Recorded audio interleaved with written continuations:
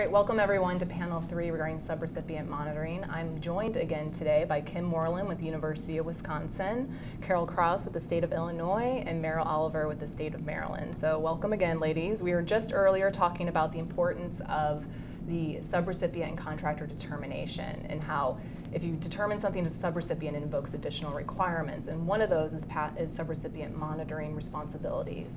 In section 200.331 of the Uniform Guidance, that outlines all the responsibilities for pass-through entities, and in there it talks about subrecipient monitoring. So largely the Uniform Guidance reaffirms the previous policy that was an OMB Circular A133, which was the former circular on single audit.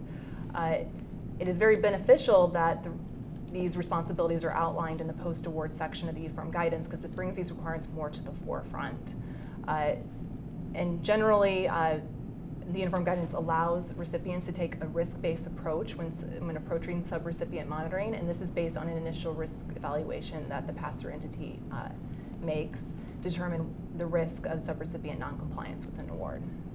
So Rhea, I take the risk here of being shouted down like Lynn Goodman on Dancing with the Stars, but I'm going to raise this from the university perspective, and that is our sense that the Uniform Guidance really imposed a lot of additional, significantly more burdensome requirements on us. Right. What do you think?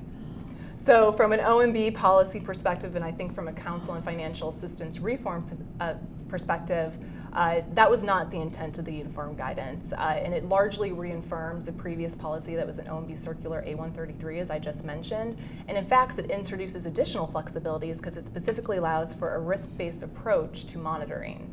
So universities may choose what monitoring tools to use when they're monitoring a subrecipient. They can focus their energies on subrecipients that are of a higher risk. So with that, I'm going to turn it over to Merril. I know states are the largest pass-through entities, and I think the audience would be interested in hearing from, in that role, what are some of the best practices other recipients can learn from the state of Maryland? From our perspective, the state of Maryland, we have more than 2,000 subrecipients, and then you want to also look at the subrecipients receiving multiple awards from multiple state agencies. So what we see is an exponential effect on our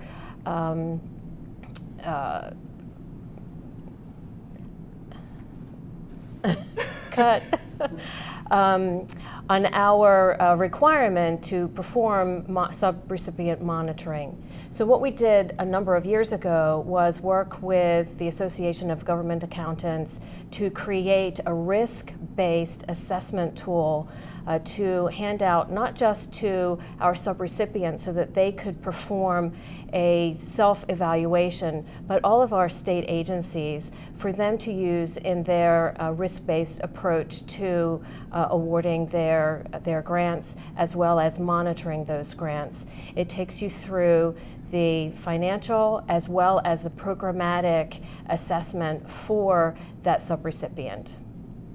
All right, great. Carol, I know your state, the state of Illinois, you also have a very large volume of subrecipients. Yes, we do. we have approximately 30,000 subawards, and of that, there's only about 5,000 unduplicated grantees or recipients, subrecipients. So what we tried to do is look at it from the perspective of how can we eliminate this duplication of effort?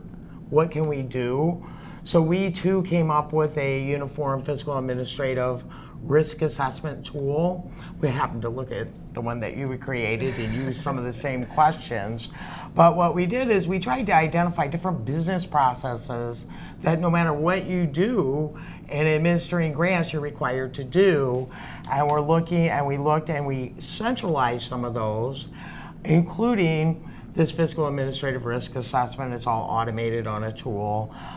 We also are looking at things like we centralized the indirect cost rate negotiation, the audit report review, on-site fiscal and administrative monitoring. We came up with the same protocol, And what we're doing is we're sharing that information.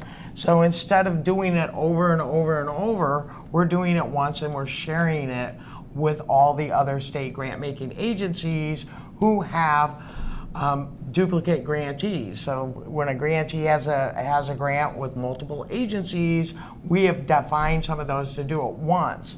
What we really found is staggering is that by doing it this way, and our numbers are very conservative, we're going to save over 400,000 labor hours with the volume of what we do on our side. And we worked with some grantees and found it saved them about 250,000 hours. So it's a huge savings. And one of the big things that I think is paying off in Illinois that we did is that we created subcommittees that were made up of 60% state grant making agencies and 40% from the grantee community, and collaborated and agreed on what we're doing. I will say that our risk assessment tool is on version 147 at this point, and we drew the line in the sand and we stopped. And so we're moving to look at it, and of course we're going to go back and see where we need to fix or tighten things up or where it didn't work, but it is all collaborative. As part of the on-site review, we're using automated work papers, electronic work papers, so that everybody has this information. So that is part of what we're trying to accomplish in Illinois to help reduce the cost of monitoring and not have redundant and duplicate effort in doing our monitoring. So Carol, just a follow-up question. So you mentioned this tool that you have for risk assessment and how it's available to all the state agencies to see you know what the result of this risk assessment was. How does that factor into the monitoring then after the post? So what happens then is that once we come up, we have weighted all the answers, and we of course do low, medium, and high risk. And when you're medium to high risk, as you do the risk assessment, on-site review, what you're required to do is go back and look at those areas, along with any audit findings that came out of the single audit, other monitoring, internal audit, whatever has looked at that specific program, that grantee, we're going to come back and review those. What we're trying to do with the, and I think, Merril, you were saying that you're doing the same thing in Maryland, is analyzing the audit report results, looking at what areas we have the most findings concentrated in certain areas, and beef up the training that we're providing to the grantees. And I think that's the key word here for success is training. We have been evaluating our audits. We've been looking at our sub-recipient monitoring tools and looking at the results, gaining feedback from our sub-recipient community.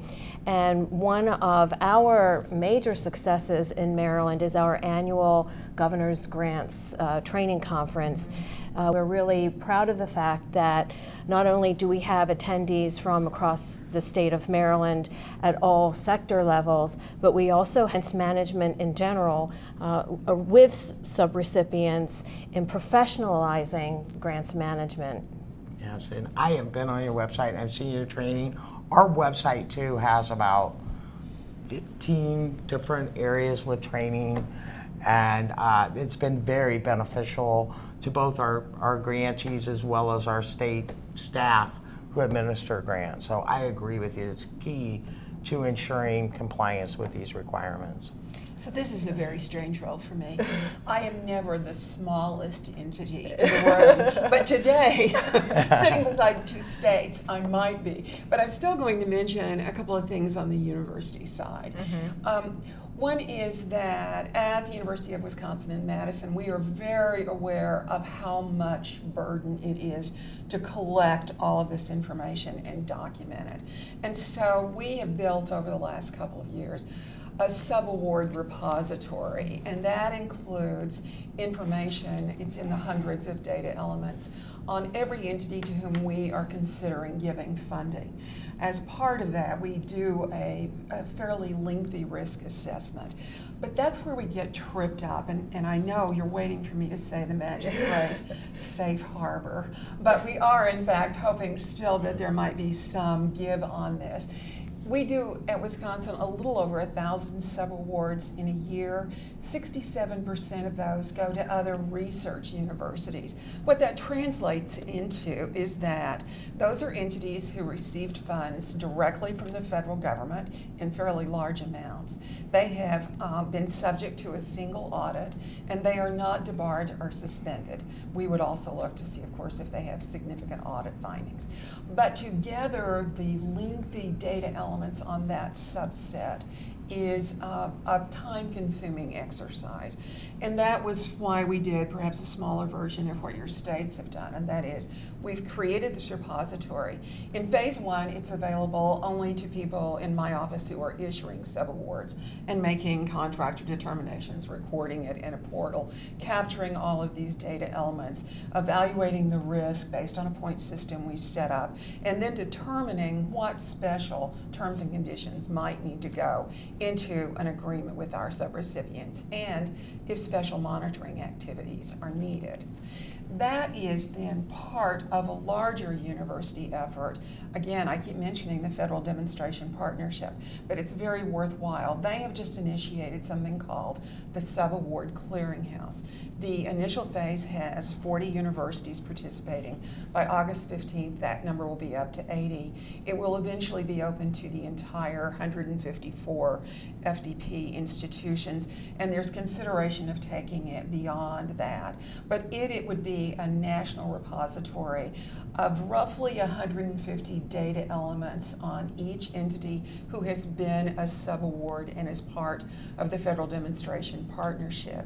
We're just starting to build an electronic system that will be web-based, so we can very easily ask people to enter information or to update it.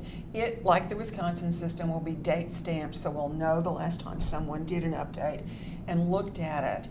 And the great thing in terms of those of us who've already built these electronic systems is we will be able to electronically download from the FDP clearinghouse into our own systems on our own campuses, because we're going to have entities that need to be entered who are outside of the FDP project. So it's another approach to try to deal with what is really, I mean, we get financial questionnaires from other universities that are a dozen pages long. If you're doing those on a one-off basis, it gets old in a hurry. Yeah, it actually kind of sounds similar to Carol's effort that where you guys brought together a subcommittee to actually agree to what questions were asked. So it sounds like that maybe you can learn a little bit from each other. Yes, exactly. Yes, because we're planning on trying and putting together a central repository vault that we had tested out with the 5 human service agencies, and to have them upload that information. Part of that too is that when you're monitoring, instead of having to ask for that information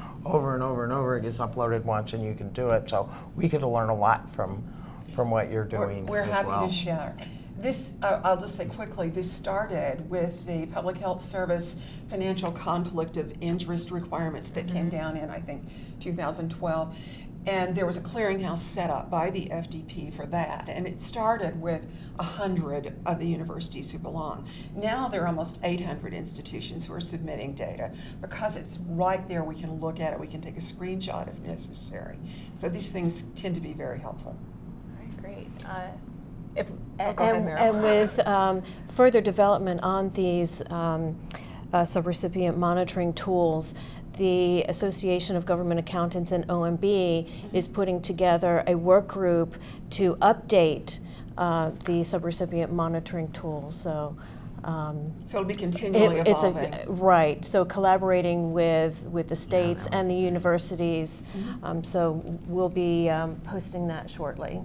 All right, great. So you all touched on it a little bit, but if we could go in a little bit more detail about some of the benefits of all this hard work that you guys have been putting into subrecipient monitoring. So Carol, would you like to start to see, like, have you started seeing sure. I mean, results? a big is doing it more efficiently and Right. effectively.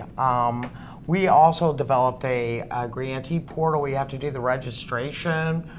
You come in, you register as a grantee, and then once a year we go through and centrally determine if you're on the federal debarred and suspended list or items like that. The other thing that we found that's very prevalent is one agency will rate the risk of a grantee really low while the other one rates it Right. really high. Yeah. So we collaboratively get together, and generally what we find out is the one that raises it high says, I've never had any problems. When we went to look, they weren't in compliance with the rules, so they didn't have a problem because they didn't really do any monitoring.